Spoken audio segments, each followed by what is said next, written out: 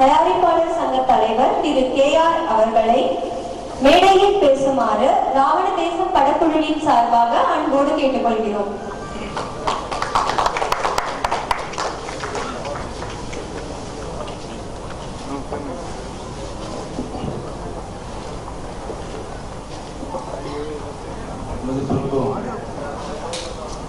மரியாதைக்குரிய சட்டமன்ற உறுப்பினர் கலைராஜன் அவர்களே, என்னுடைய நண்பர் உடன்பெறுவா சகோதரர், எங்கள் சங்கத்தின் பொருளாளர் ராதாகிருஷ்ணன் அவர்கள், இந்த தேர்தலில் முக்கியமாக அதிக ஓட்டு வித்தியாசத்தில் வெற்றி பெற்ற ஒரே நபர் எங்கள் பொருளாளர் ராதாகிருஷ்ணன்.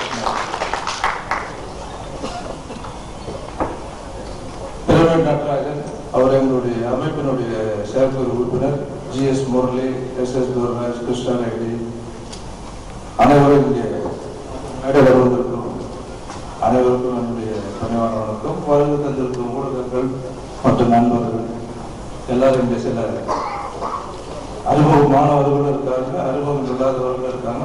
அனைவருக்கும் என்னுடைய பணிவான வணக்கத்தை தெரிவித்துக் கொள்கிறேன். இந்த நிகழ்ச்சி ஆரம்பத்திலேயே ஒரு வித்தியாசம், குத்துவிளக்கு ஏற்ற சொல்லும் போது ஜெனிபர் அவர்கள் சொன்னாங்க.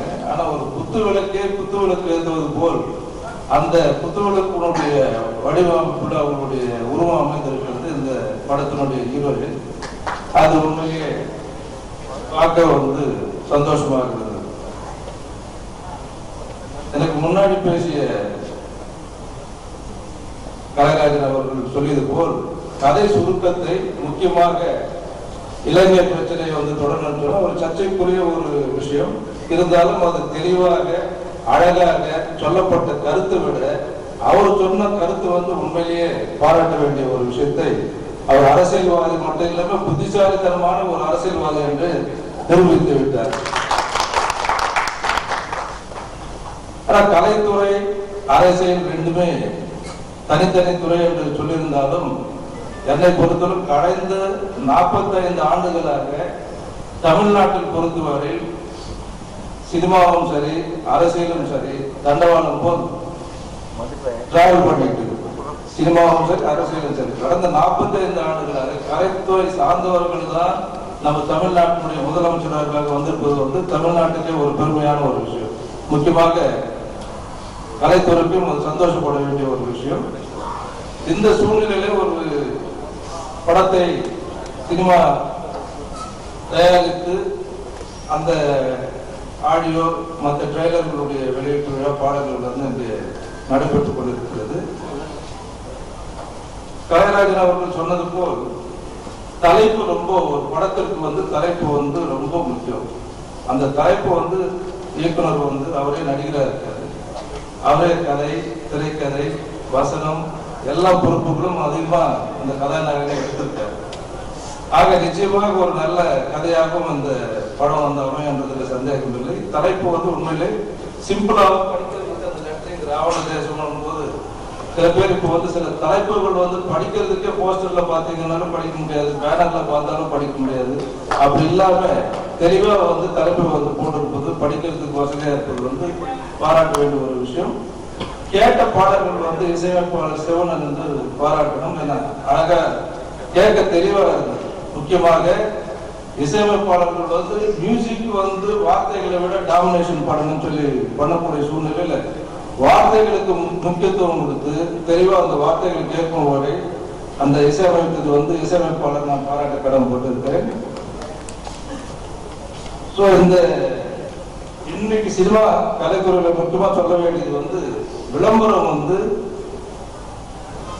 எந்த படமாக இருந்தாலும் குறைந்தபட்சம் 1.5 கோடி செலவு பண்ணாதான் அந்த படத்துக்கு ஒரு அங்கீகாரம், அதாவது அடையாளம் தெரியும்.